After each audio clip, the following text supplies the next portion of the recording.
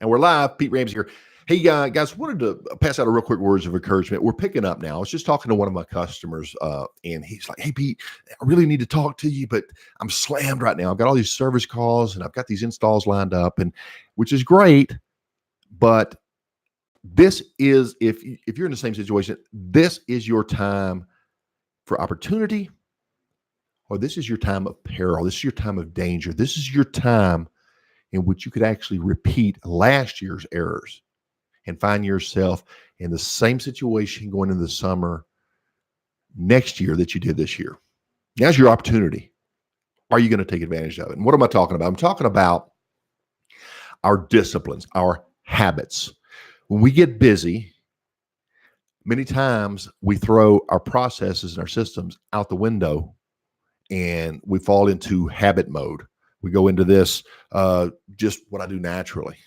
Now, granted, if you've had a measure of success in life, your habits have taken you to a certain point. But if you really want to go to the next level, you have to have disciplines. You have to have conscious activities, not just subconscious activities, things that you have planned ahead of time because you understand that they work. What am I talking about? Okay, so let's say you're running out and you do a service call and you make $500 off that service call, right?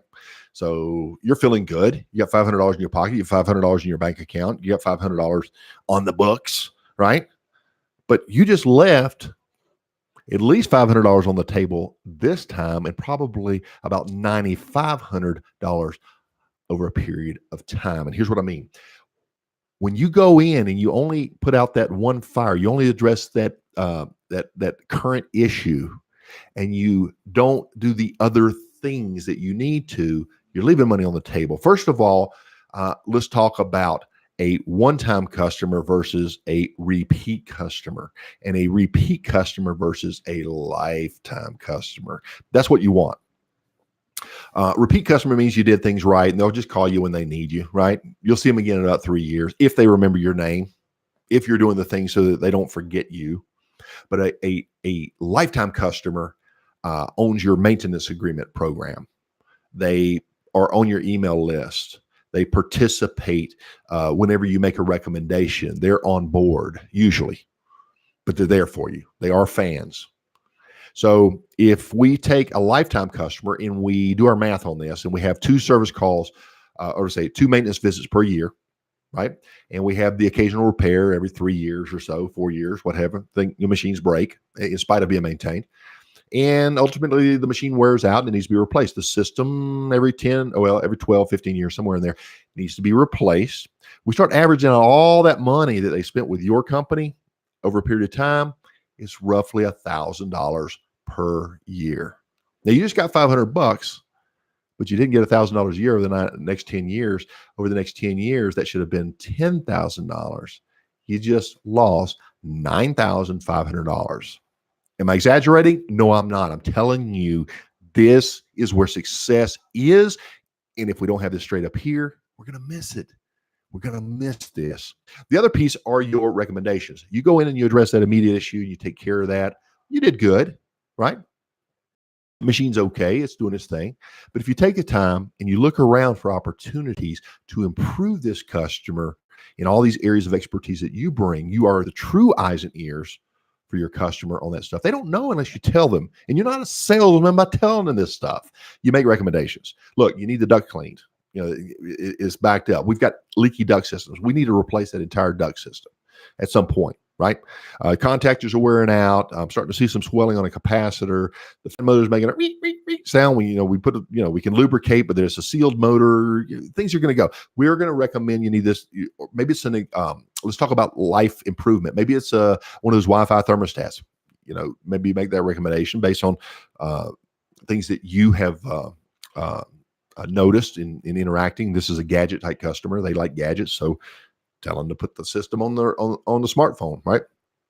Things that you recommend. The point is, it doesn't matter whether or not they take your recommendations today. What matters is that you made them and you put it in writing and you had them sign. And then after, you could look at the summer. Maybe you're one man, you spent 50, 60 calls over the summer running calls, maybe 100 calls that you went on, averaging $500 per call. You made a pretty good lick, right? But what would happen if over those 100 calls, you had left recommendations behind? Now, at the end of the season, the first person did the 100 calls. Now they're slow. They have nothing to do. But you made recommendations on every one. Now you're running out of work. What do? You start going through that list. You pick up the phone.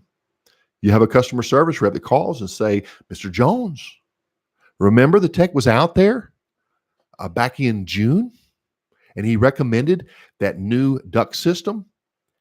The off-season price for that is down 25%. You may want to take advantage of this. It's really going to save you a lot of money. You remember the tech was out there and he recommended that new digital thermostat with the big letters on there? Guess what's on sale this month? See what I'm saying? We want to take, and I wouldn't schedule a duct system replacement during my peak season anyway. That's not an emergency. I would have already scheduled that for the off season and given them a discount for waiting, right? So these are just ideas. But the point is, without recommendations, you don't have that resource later. You're going to get to the end of the season and you're either going to have work that you've built up during the season, or you're not going to have work. So how do you do that? Well, there's processes, there's systems, there's steps. And we talk about this here. You got your habits, then you've got your disciplined routines. These are things that you have learned to discipline yourself to do on a regular basis. And then you've got your constantly evolving rituals. Rituals are things that you do on a regular basis. And you can do this on a personal level, but you can do it on a business level. We're talking about processes and systems. That's where your success comes from, that consistency.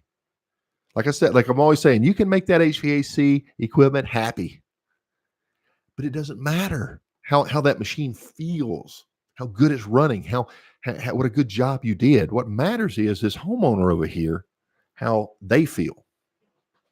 What did you do to leave them saying, man, I like that guy. I like that company. These guys are good. Oh my gosh, I learned so much from them. I want them back here. Or at first I was apprehensive, but I've dealt with a professional. Now I've got my person that I want in my home. These are all things that you do through pre-planned and developed step by step by step discipline processes, your rituals, the things that you do consistently. And that's where it comes from. So where does all this come from? Well, some of it's trial and error, but most of it's already been proven.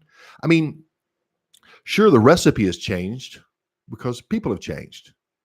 The culture has changed. Society's changed. Technology has changed. But still, here, what worked 30, 40 years ago will work today because people are people.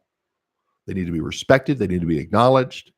And they need to feel like they're working with somebody who's trustworthy.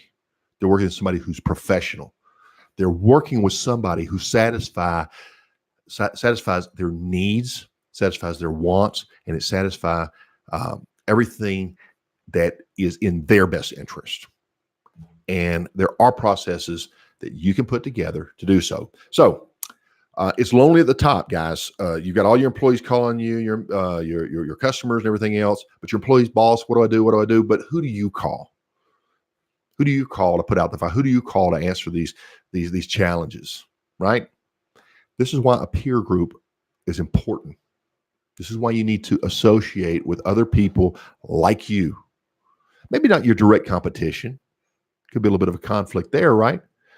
But guys, we're on the internet. We've got groups. We've got constant, right live from your smartphone interactions that while you're working your business, you can be interacting, watching one of your friends, your internet friends, go through their challenge and watch them, what they did, and you can learn without having to live that yourself. HVAC greatness is more than just a domain, hvacgreatness.com. This is, if you want to work with a professional and you want a free 30-minute consultation, I'll give you that. Just jump on there and schedule your appointment, and we'll talk about some of your challenges. But what I'm talking about is the HVAC Greatness group. We've got a private group over in Facebook. You can jump in there and participate. Watch some of the free training. We're currently right in the middle of doing a free marketing training for Google ranking that the HVAC business owner can do themselves. instead of paying some guy for this techie stuff that you don't understand, we're going to teach you, right? So hopefully you guys will consider that and jump in there. There's other groups out there, but this particular group is about the rituals, about the systems, about the processes. Sure, you can learn to be a better salesman. That's a piece. We talk about that. Sure, you can learn about the chart of accounts and all the financials and everything else. That's an important piece. But without the processes, you're not going to get the opportunity to make the sale. You're not going to get the opportunity to drive the numbers that you're trying to measure. It begins here. We don't want HVAC goodness. We want HVAC greatness. This is Pete Ramsey here. Hope you enjoyed this. Talk to you on the other side, and hope to see you over in the HVAC greatness private group. Pete Ramsey here. I am out.